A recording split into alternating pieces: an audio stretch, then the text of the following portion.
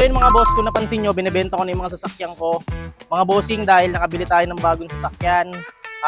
Ayan, nag-upgrade tayo ng brand new na G-Tour na T1 na hybrid, electric, saka gas. So pakita natin Kuya Rap. Ito nga pala yung bago nating baby. Ayan, si G-Tour T1. So as you can see, ikot namin kayo.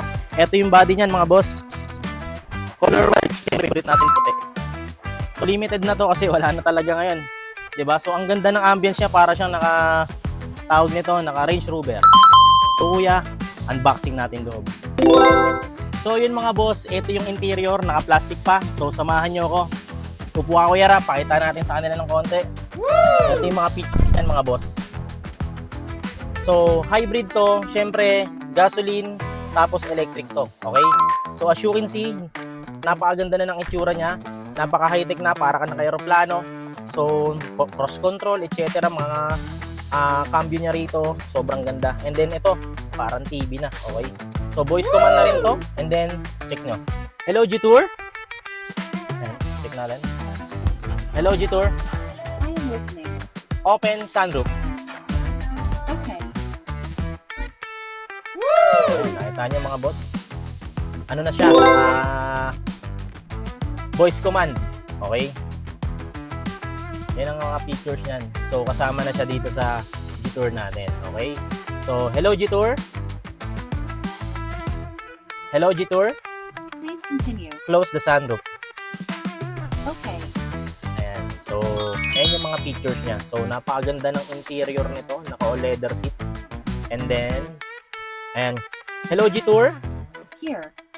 Open window. Okay. Ayan. High-tech na rin siya guys. So, syempre, pwede rin naman manual. And then, ito yung functional niya rito. So, ayan. As you can see, 86%. So, naka-electric tayo. Yun ang ginagamit natin. So, 6 days na sa akin to. Hindi pa rin ako nagagas mga boss. So, yan. Ganda ng interior. Okay? So, yun lang. Then, tanggalin na natin yung plastic nito. Dahil gagamitin ko na siya. So, samahan nyo ako guys. Pakita ko sa inyo. Let's go! So, yun mga boss. Pakita ko rin sa inyo itong likuran. So, mga bossing, naka-automatic tailgate na rin yan. So, ayun siya. So, very comfortable kasi kapag may mga dala ka, maluwag yung compartment nito sa likod. So, ayun. Syempre, pang family, lalo't may baby na tayo. So, ayun. Tapos, click nyo lang to. Ayan siya. And then, ginawa ko, tinanggal ko na rin yung ibang emblem niya para malinis lang tingnan. Ang nagdala niyan ito. Yun, NBM Cars Trading. So, Kuya Rap, tanggalin na natin yung plastic nito.